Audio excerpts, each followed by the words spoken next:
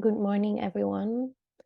I'm just slowly going to start because I think we have a lot to cover probably today. And I think the other people will just slowly drop in. For today, I want to create a little bit of a bridge of all the information you got so far, especially from Dr. Sam, because this is basically the finalization of the preconception and fertility part of the training.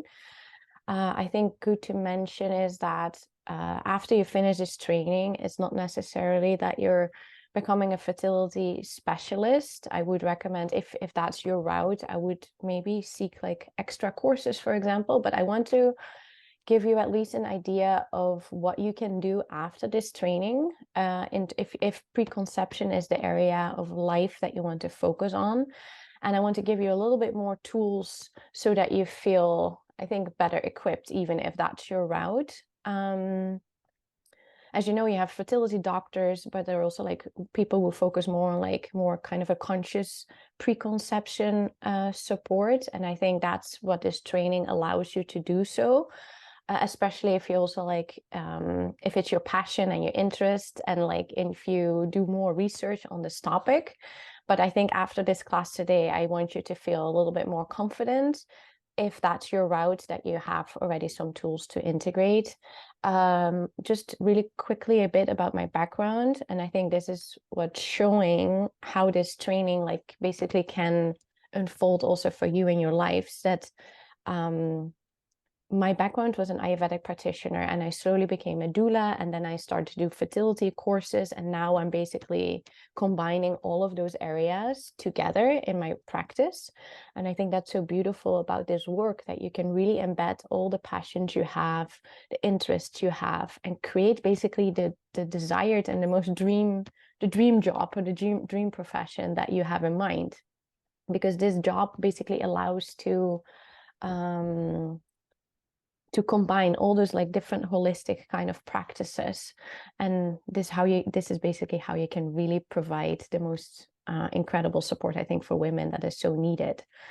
So that's a little bit about my background, like how I started to do more and more courses. I became also a massage therapist, so I provided postpartum support in that way. But we will discuss more about services and the different types of clients we have today as well. And then afterwards, I'm really happy to hear also where you feel in this training at the moment, where you feel like maybe some gaps are still happening for yourself, or where you feel more interest is developing while you're like in this training. I have to say though, that next weekend the doula training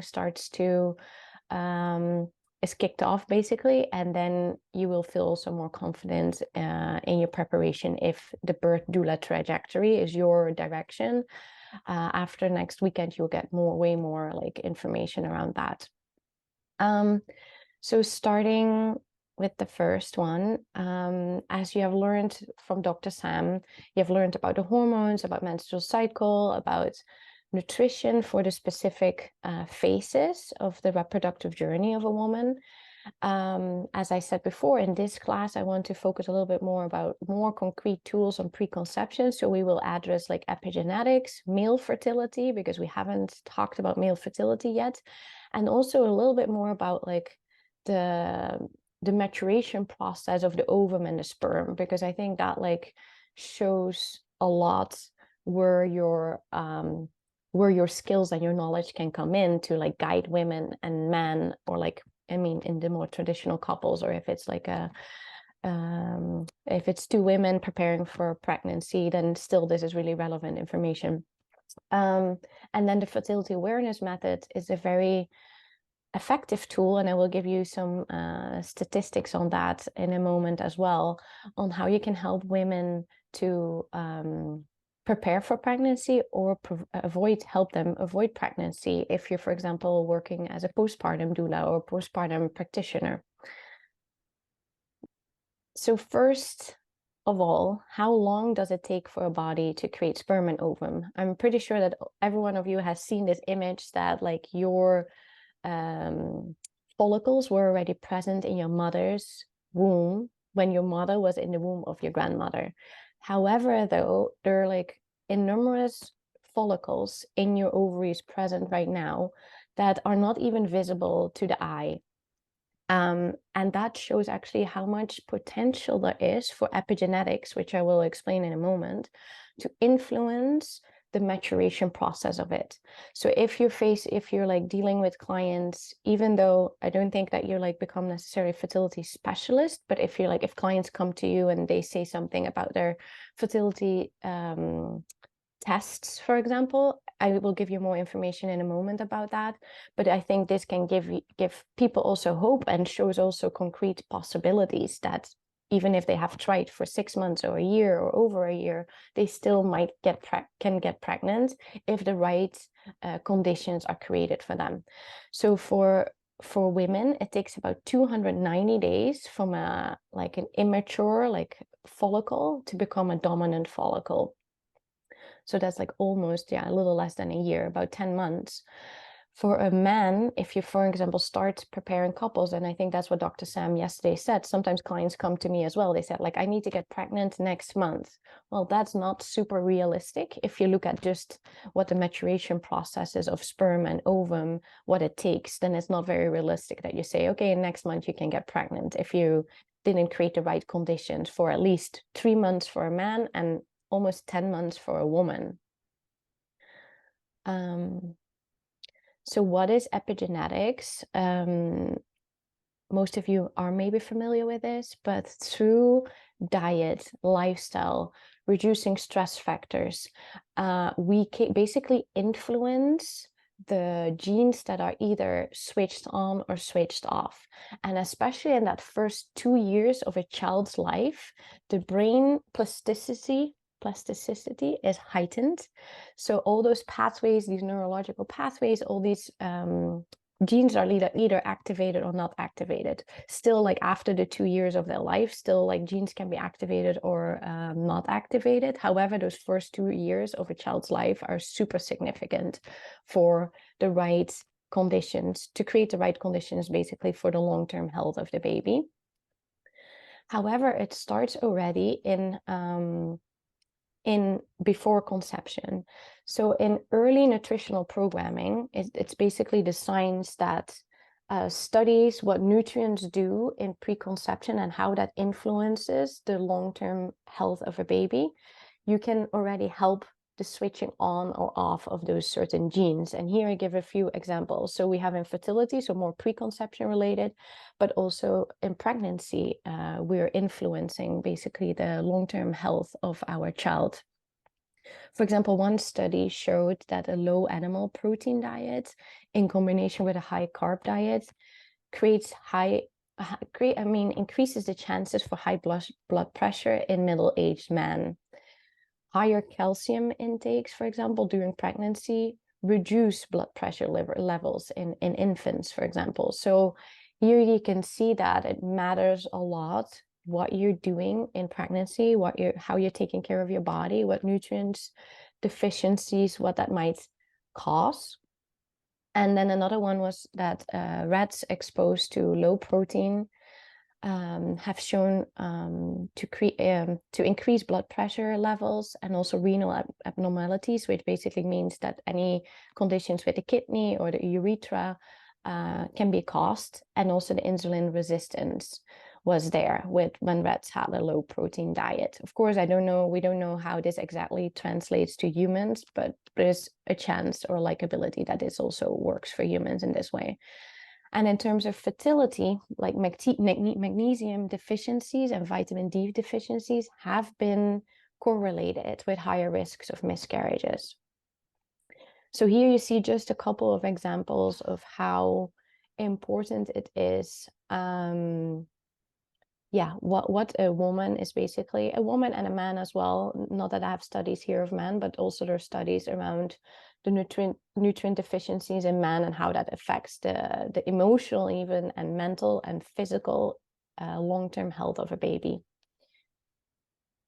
And why I'm mentioning all of this is that if you go back to this slide, for example, that if you start to work with clients, think about, for example, maybe a 10-month program that you're guiding women. If you're just guiding women in trying to conceive, you can inform them, well, it takes about like 10 months for your primordial follicle to become a dominant follicle. So everything you do in those 10 months has an effect on your long-term health of your baby.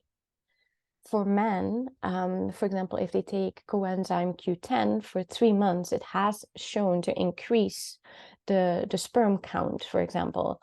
But they need to take it for 3 months, as you can see, because about 3 months, a little longer, let me see, a little less than 3 months, as it takes for sperm cells basically to develop. Here, this graph I put in basically because I had like women coming to me and they did, for example, testings, and Dr. Sam talked a little bit about the different fertility tests, and women's telling me like, yeah, okay, my antral follicle count is really low, so I lost kind of hope and faith in this process, you know. And I think some side notes to this, and I need to make a note, I'm not a doctor, I'm just kind of a nerd. I'm looking into research a lot. I have a background in research and science. However, I'm not a doctor, so don't like take all my claims for what it is. However, I've seen in my own practice that women lose faith, and the mind-body connection is huge in conception, as we all probably also know. So knowing a little bit more about what those tests say, and maybe some like side notes around them. So for example, if women do the antral follicle count test, which is basically a transvaginal ultrasound, where they see how many follicles basically came in this range, came to like a maturation process. The first note to this test is, on an ultrasound, antral follicles that are visible are between 2 millimeters and 10 millimeters. As you can see here, I mean, maybe it's like a little, you have like multiple follicles that are maybe less than 2 millimeters and are not visible to the eye. And through the right conditions, for example, certain supplements, certain nutrition, certain lifestyle, it is possible to increase those counts. Lots of acupuncturists have seen that like acupuncture treatments before any like egg retrieval or even before doing those tests can increase those counts. I'm not saying that it can double the antral follicle count, but it can maybe increase a couple of them. Also, every month, the epigenetics of that month, so what you did, your lifestyle, what you ate, influence the likability of how many follicles will mature. Another part about this test is that there are certain antral follicles, no, sorry, not antral follicles. There's certain follicles that also can hide behind each other on the ultrasound, and the practitioner who's like reading the data or like reading the graph, it's possible that the person cannot see all the follicles. Again, I think it's important to mention, it's not that you can give your client claims of like, even if they have like super low counts, that you can tell them, that you can give them, that you can create lots of expectations. However, it's also good that there's sometimes still hope and faith if they at least try, for example, taking this this maturation process into account, that it takes 10 months for a woman to create the right conditions, to create that high viable egg that they are waiting for to conceive, that it all matters, if that makes sense. Let me see if I talked about everything. And oh yeah, and then another thing, Dr. Sam talked about hormone tests, but even hormones tests are subject to what we're eating, how we spend our days, how much stress we experience in life. So also taking that into account if a woman comes to you with very, like the whole conception journey can be just very mentally, emotionally draining, and especially when they only go to how do you call this?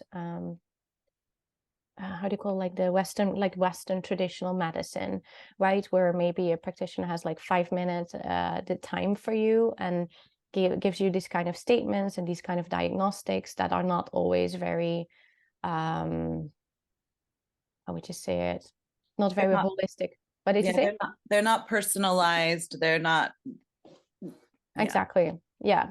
They're not personalized, and also there are lots of fertility doctors that like benefit and make lots of money of all those like egg freezing techniques. I'm not saying that you should not do it. However, there might be also other options sometimes to conserve your egg reserves. Anyway, the next part I wanted to address is that male fertility.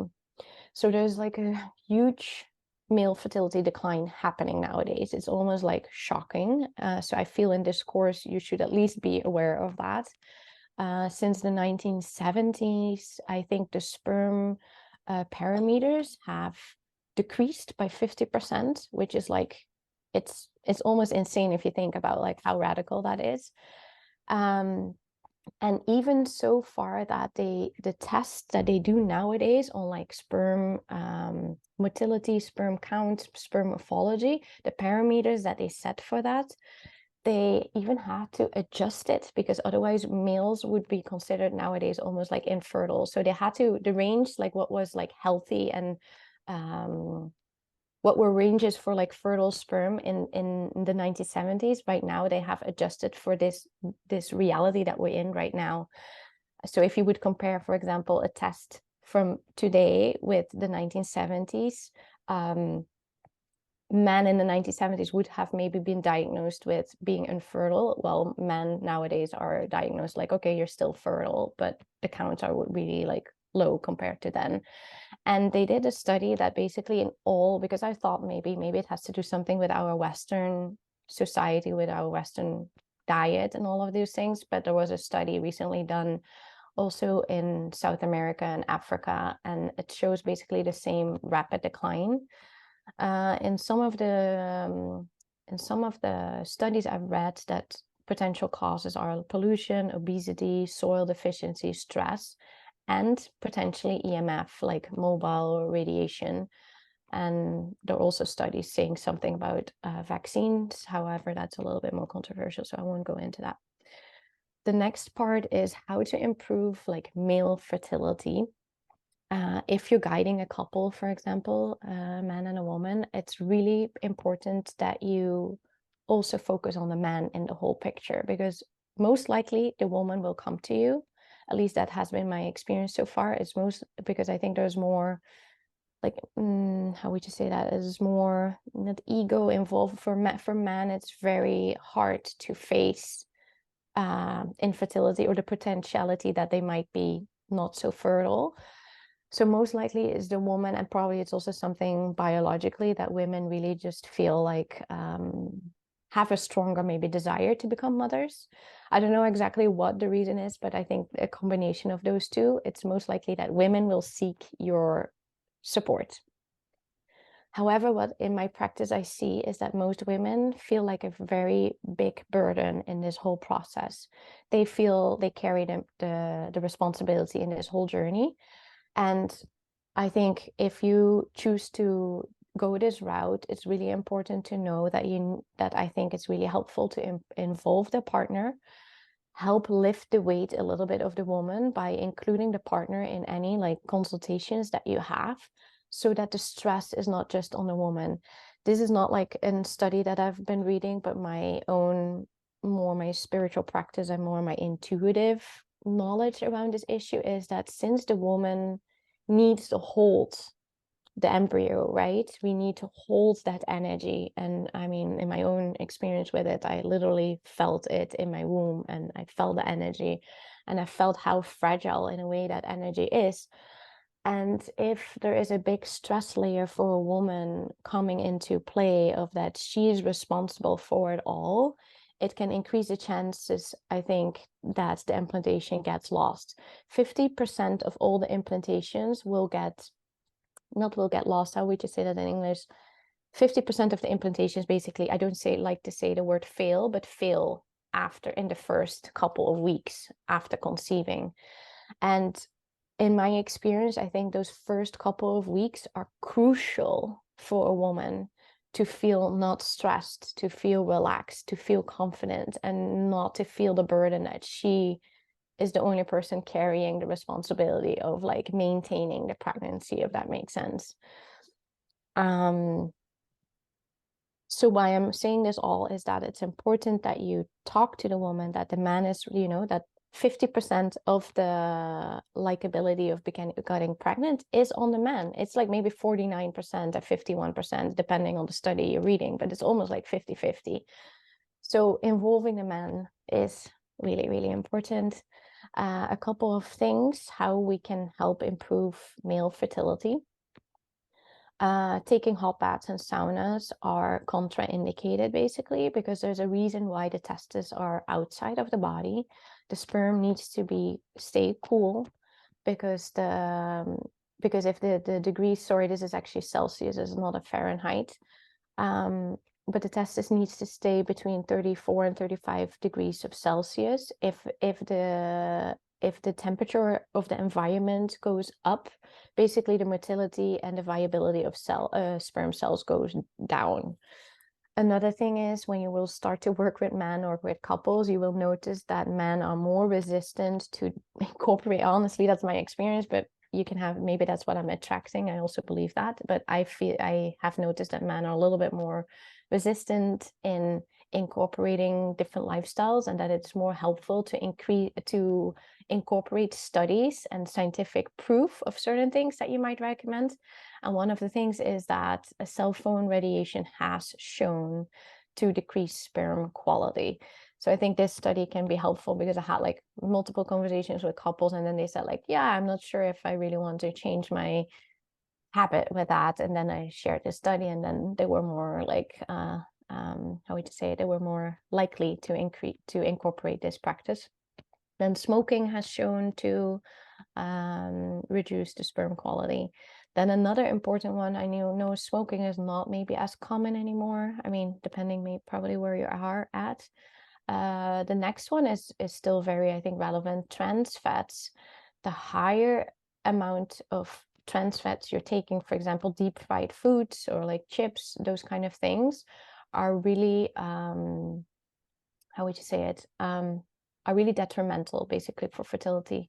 In one study among rodents, the results revealed basically that a diet high in trans fats reduced even the testis size, and it reduced also testosterone levels. So especially when a couple comes to you and they have kind of a fast food diet or deep fry their foods, it's really highly recommended to tell them, if they want to become pregnant, that it can increase their chances to reduce that. Another thing is what trans fats do is, you learned yesterday a little bit, I think, and last weekend a little bit, about the omega-3 and the ALA, the DHA, and what is the other omega-3 component? However, what trans fats does, it interferes in this transference, basically, of ALA into DHA. Basically, the DHA is the compound of omega-3 that the body can absorb, and omega-3 is super important for sperm quality. It protects the membranes, it helps prevent oxidative stress. So yeah, trans fats kind of interfere with that process, the conversion of omega ALA to DHA, what the body can use.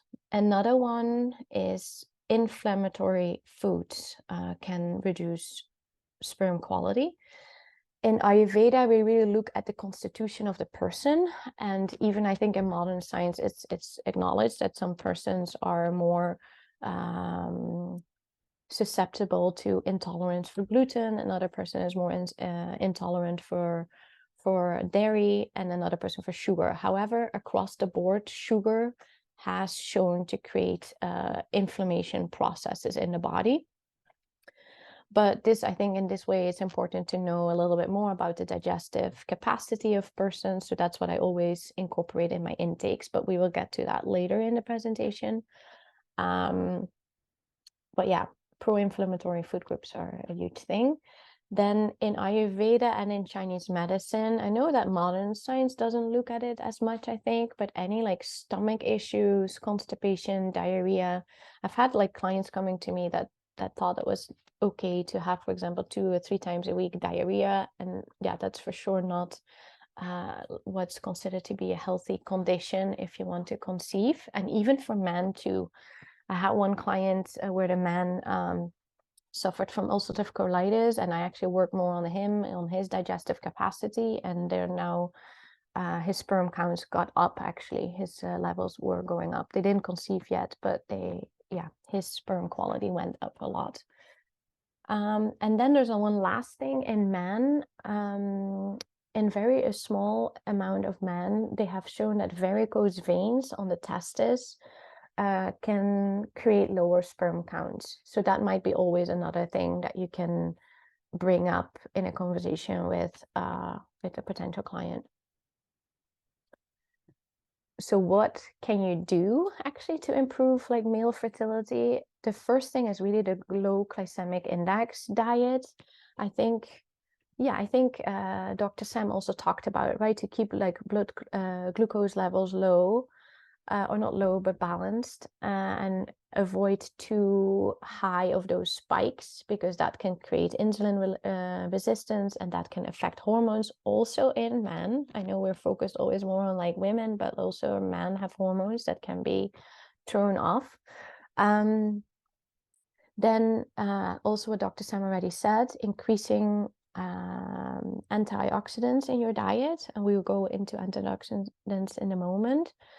And why antioxidants are so important, especially for sperm health, is that the sperm cell, the cytoplasma in sperm is very small.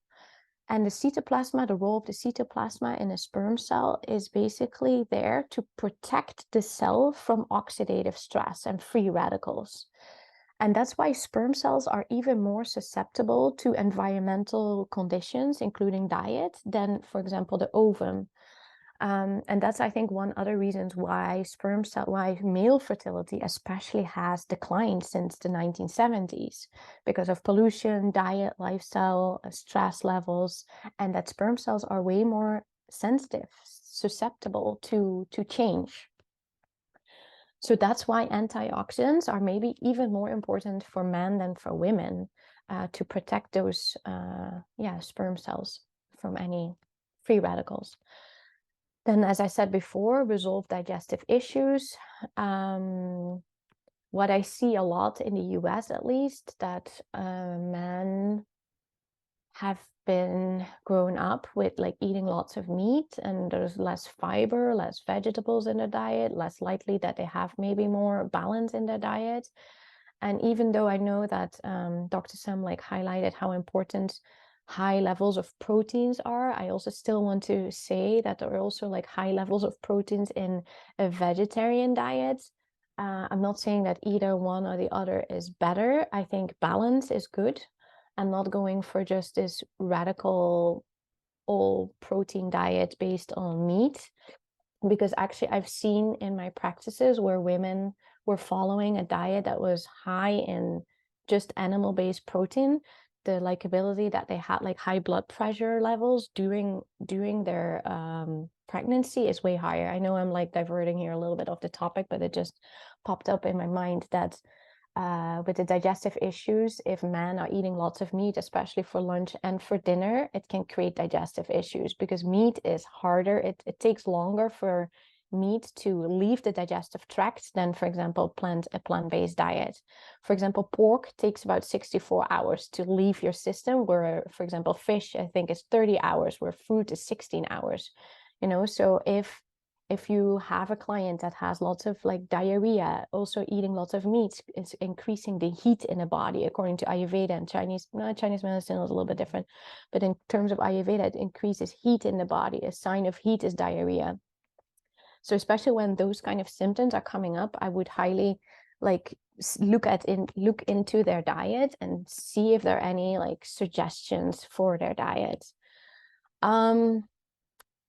I feel like I've been talking for 30 minutes. I would like to have maybe a 5-minute moment to look at the questions there are, and then I can get back to this. But if you have any questions so far, please drop them in the chat, or I like it also when people talk. So I'm going to stop sharing for a moment and look into the chat, because I cannot do both.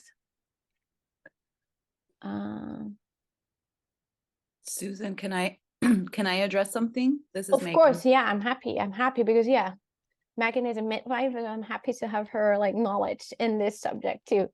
Yeah, I really appreciate all of this information. It's really valuable and comprehensive as far as like looking at all of these different aspects. And two things that came up while I was listening was one, this opportunity that is being created that you are all choosing to embark on to support families. Like we have the unique opportunity to provide information and individualized care and a um, really holistic approach to meet our clients where they're at and like decipher which amount of this information is will be helpful rather than triggering or increasing a nervous system reaction, which is um, you know really unique in our culture. In the conventional Western model of medicine, to have like expansive time and opportunity to have intimate connection that can just really, even just meeting them in the first place, I'm just imagining a woman, like Susan said, it's typically the woman that will come and approach this and be vulnerable, to be able to meet her and hold space for her to have her emotional um, release and be seen and witnessed can help so much decrease that nervousness and the heightened energy that I think adds to the heat, that adds to whatever other inflammatory responses are happening in the body. So I'm wanting to highlight that for you because this is a lot of information that we're all giving you, and that I just see it as I'm hoping that you can all take it in and recognize, wow, I'm going to have the opportunity to really work with families on this intimate, personalized level that just there's not much of that in our culture. And I think it is the root of so much dis-ease and inability to allow our natural, really complex and intelligent physiology to do its thing, right? Instead of it feeling safe and being able to drop eggs, have enough cervical mucus to invite the sperm in. Our systems are often like, oh, fight and flight, fight or flight. And so this, I'm just really excited. I wanted to put that out there and remind you all that giving space to that and allowing for decompression, energetic and emotional release is really helpful for all of us. And that is can and then it's a little bit more challenging in our culture with men, but also finding a way to invite them into that space that's not shaming, blaming, Mm-hmm. that I find that to be the way to connect and then find our way to walk. Like then we get to integrate what amount of this information then feels like it would be accessible to the given situation. I hope that feels okay for me to interject there, Susan.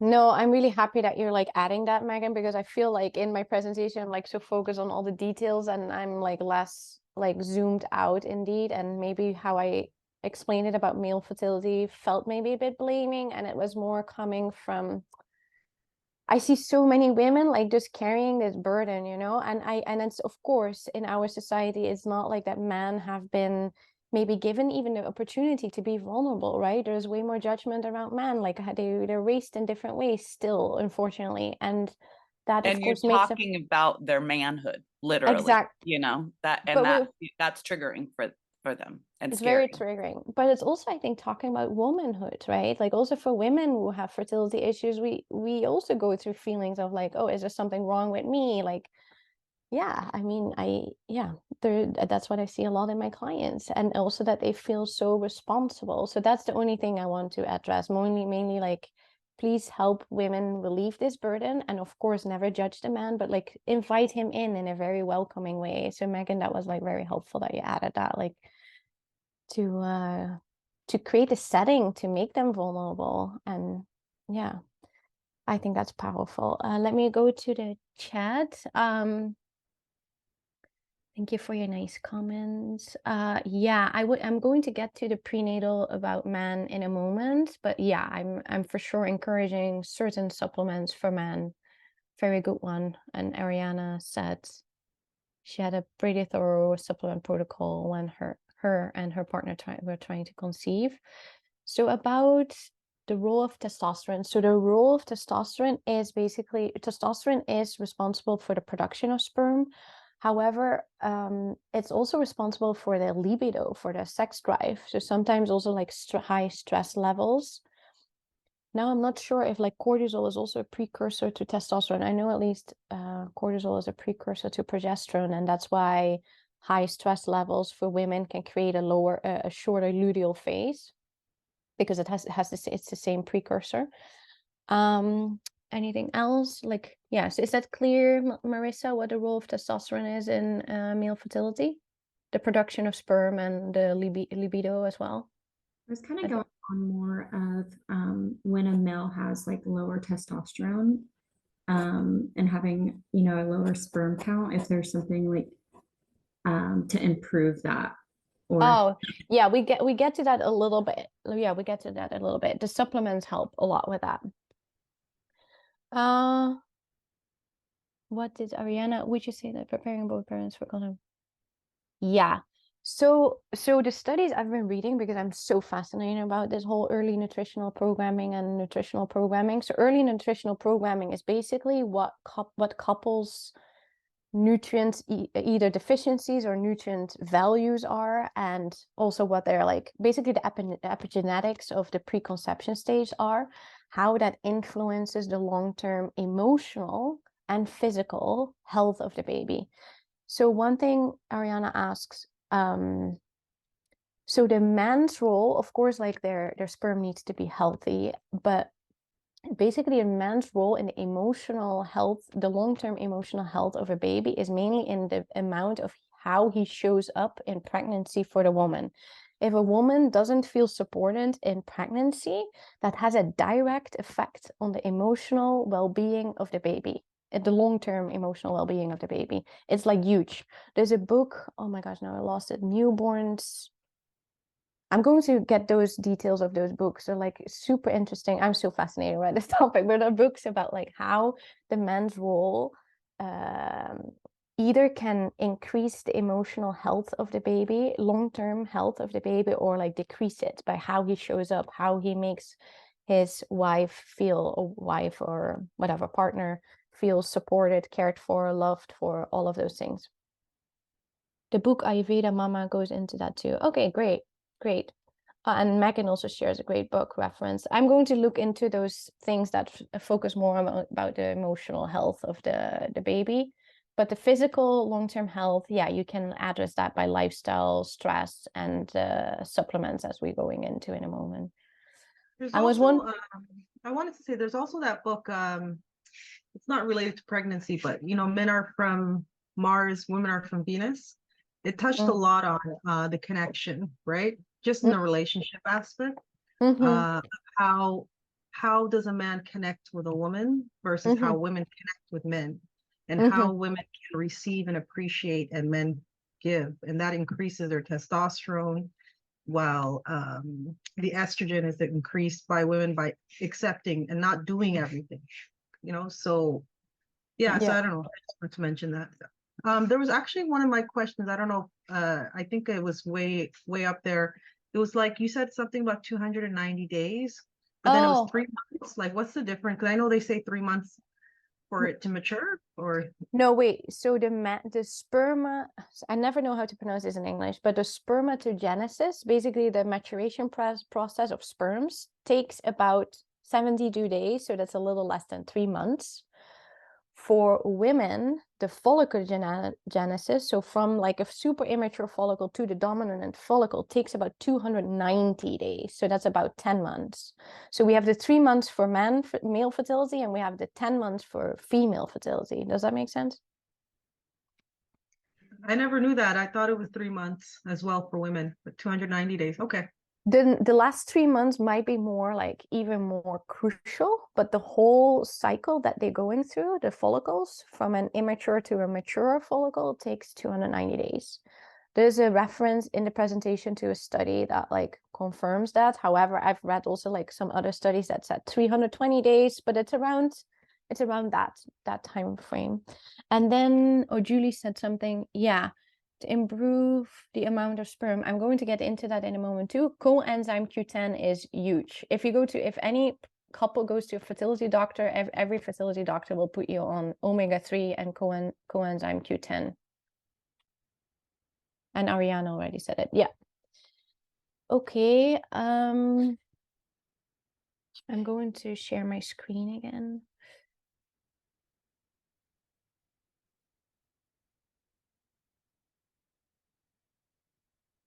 Okay. Let's see. I left off, I think, at the digestive issues, to resolve them, to look into the diet of the man and the woman. And I think Dr. Sam gave you already some ideas for that. Then in terms of exercise, like over-exercise can also reduce sperm count. So you also want, if a man like exercises like 6 days a week and he does like ultra running and like super cardio, lots of cardio exercise, like you might also want to recommend them to exercise a little less. They say 3 to 5 times a week is ideal, and then maybe just 30 minutes to an hour. You don't have to over exercise. It's very important for male fertility.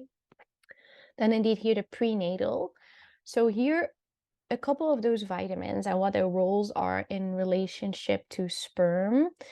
So vitamin C is also an antioxidant. For me in the beginning it was confusing what antioxidants are, but like lots of vitamins are acting as antioxidants. So what vitamin C does, it's promoting sperm motility and viability. The motility is basically the quality of the movement of the sperm and the ability of the sperm to move to the egg cell, right? Like some natural sources of vitamin C are broccoli, lemon, grapefruit, oranges, strawberries, bell peppers. And then the other one is vitamin D. What you were asking, was it Melissa? Your name started with an M, but I'm not sure what your name was. But what you can do for higher testosterone levels, vitamin D is very important because vitamin D helps the synthesis of testosterone. And I want to highlight this though, it's great. You can take vitamin D in supplements, just sun exposure. I think about like, you need to have like 45% of your skin exposed to the sun for about 15 minutes at the peak of the day in how do you say it, around the equator. That will basically provide you for 2 days worth of vitamin D.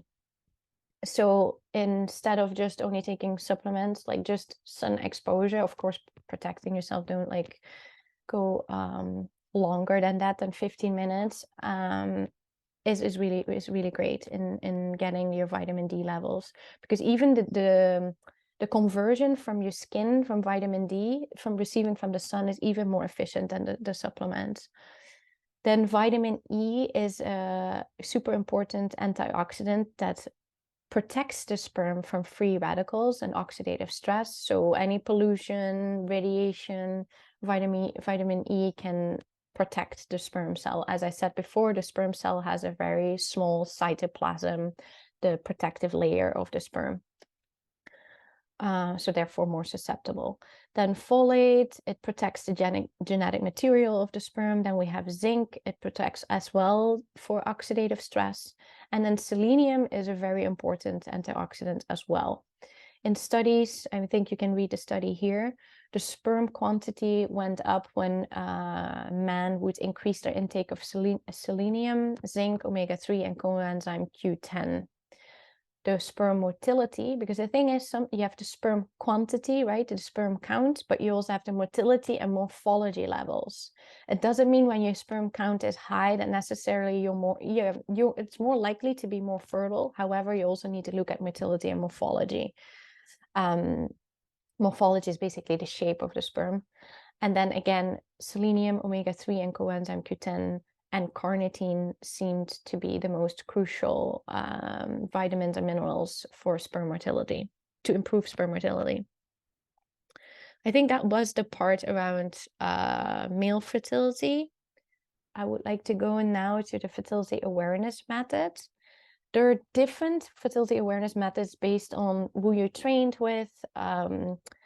My information is coming from Rendon Lewis. It's an incredible book also that she wrote. It's called The Infertility Cure. I will drop it in the chat after because I cannot really switch now to the chat. But it's an incredible book. I think I added to the resource list, by the way, on the platform. That was just a little side note. I think some of you asked for a book list, a resource list. I still asked some of the teachers to provide more books, but there's already a pretty comprehensive list now in the platform that you can access. So why I think actually the fertility awareness method is incredible. I know like Dr. Sam had a little bit her question mark. So I thought, okay, let's go to the data for a moment. Is it safe as a contraceptive? So a German study among 900 women followed for 13 cycles showed that only about 2 out of 100 women would get pregnant.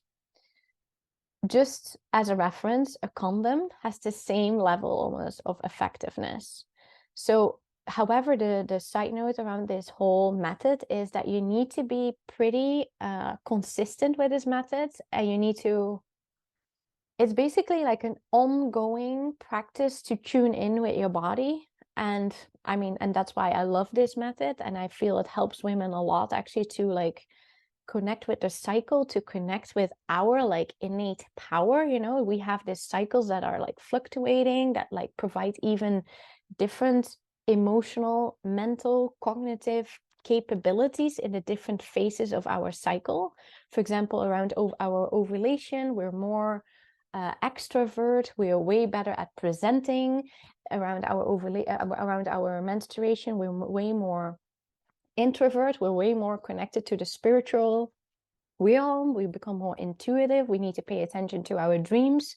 And like guiding women in this, even I feel this boosts their like confidence in being fertile, becoming a mother.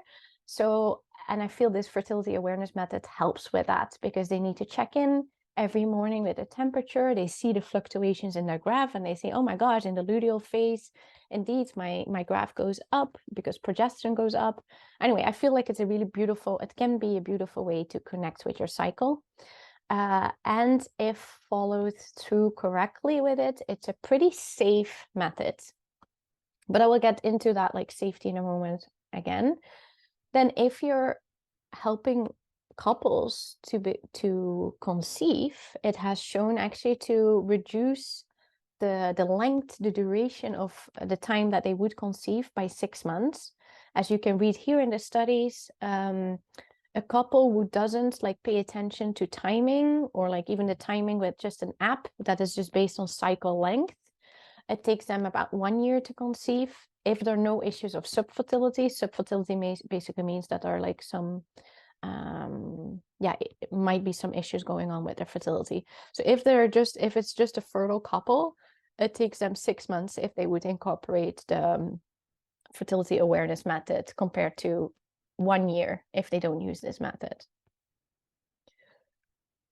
Then I want to like address like that thing that like Dr. Sam like brought up. I think it was really indeed true what she was saying, right? Like she did the fertility awareness method and then she suddenly got pregnant. And I think there is, to the whole pregnancy journey, the conception journey, there is another like mystical part around it.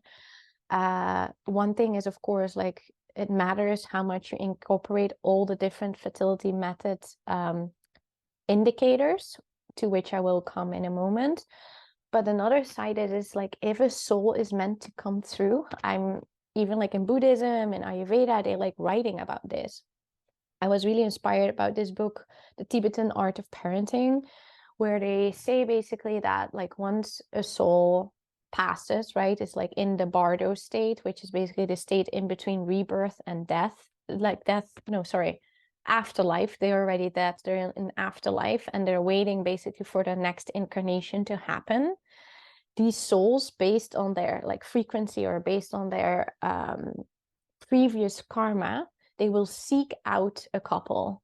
and they will observe. And I was so fascinated by this because this is what I'm incorporating in my conscious conception program as well, that like the energy and the qualities that people bring into that moment of when they're trying to conceive, when they have intercourse together, the qualities that are present in the room, in the space, attract a different type of energy into the body of the woman.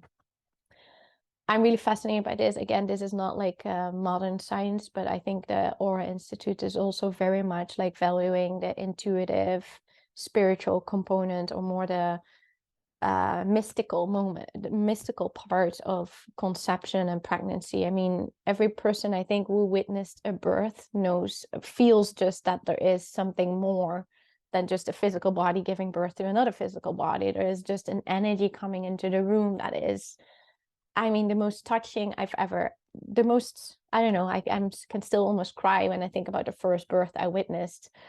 It's just magical. It's just pure, yeah, magic. So I think that's why I wanted to add this slide into it, that indeed we cannot sometimes predict if a couple will get pregnant. And that's also the sad thing. We don't know the karma. We don't know about the karma of the couple.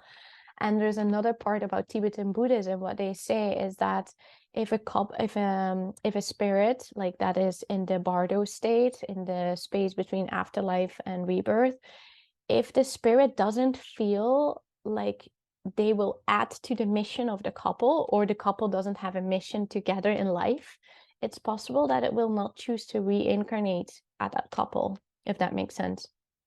I won't go too deep into Buddhism because I'm aware that this study is not necessarily about Buddhism, but I think it's interesting to have just an extra other perspective to the whole fertility journey. And I also knowing in my own guidance with women, when I help them connect with either the spirit baby or like with something bigger than themselves, stress is relieved from their body, they have more faith in the process. And yeah, with one woman, for example, I help women as well to connect with the spirit in their field. For example, one woman, she had like one ectopic pregnancy, 3 or 4 miscarriages. She was trying to conceive for 1.5 years. We started working together. I helped her connect with the spirit in her field because I clearly felt a female spirit in her field. We got a message from her what she had to do because she stopped, for example, she was such a workaholic, and she stopped doing her passion in life. And when I got the message from her daughter, now she has a daughter, she's now 1 year old. She turned 1 in August. Anyway, when she started to incorporate that message of her spirit daughter, which was basically, Mom, you lost your passion for life. You know, you were like excellent in playing volleyball and you just disregarded your whole passion because your work became more important, you know. And when she started to shift that, she became pregnant in 1 month. So I don't know, there's no science that proves that it is correlated. However, my intuition says it's related. And I think to bring, if that's something that appeals to you, there is a beautiful book called Spirit Babies, but also use especially your intuition. As women, we're so intuitive. Use your intuition when you're talking to your clients, because that's our gift. Our gift is not necessarily the masculine side of all the science-based facts. I'm putting them in here because they can help, especially also when you're working with men. But don't forget your own like innate power to just feel. Your body already gives you information when you're talking to women or people, and trusting that part of it too. And also this is like an Ayurvedic like sutra where basically they're talking about that all the elements in the female body and the masculine body need to be correct. So the 5 elements are earth, water, fire, air, ether, and also the qualities of the spirit's previous life, but also the qualities of, for example, my spirit past life and my partner's past life. Those qualities all come together and they define what type of spirit is coming in and if a spirit is coming in. So it's very similar to like the Buddhist perspective too. Anyway, that was so far the spiritual part of this course, I think. Now back to more the facts, like how can you guide clients in this fertility awareness method? The first one is the basal body temperature, which is the lowest body temperature while you're resting. It's important when you're guiding your clients in this. At least in my experience, some women feel stressed out when they think about, oh my God, I need to like measure my temperature every morning around the same time. The first thing I try to remove the stress about it, and I try to focus on the inspiring part about it. And I also tell them that they should not like be hard on themselves if a day, for example, they went on a little trip and they forgot their thermometer, like that they should not worry about it. So remove the stress aspect about it and focus on the inspirational aspect about it. And that's why I like to combine the fertility awareness method also with cycle syncing. And cycle syncing is basically helping women to learn what each phase of their cycle, so the menstrual phase, the follicular phase, the ovulation phase, and the luteal phase, what that means for their body, like how they fluctuate in their emotions, for example, in the introvert or extrovert kind of like types of energy, like helping them to get curious around what it means to be a woman in a cyclical body. So that is just one point that can help if they feel stress around it. Then another thing is about like measuring this temperature. Ideally, women have a 2 hours, a 3 hour uninterrupted phase of sleep before they measure it. Also, most ideal is that they measure it every day at the same time, or at least within a 1.5 hour window. So for example, if I measured today, I measured at like 7 a.m., then tomorrow I should measure it also around 7 a.m. or 8 a.m. the latest, you know. But if there are like many hours passing, the body temperature will fluctuate.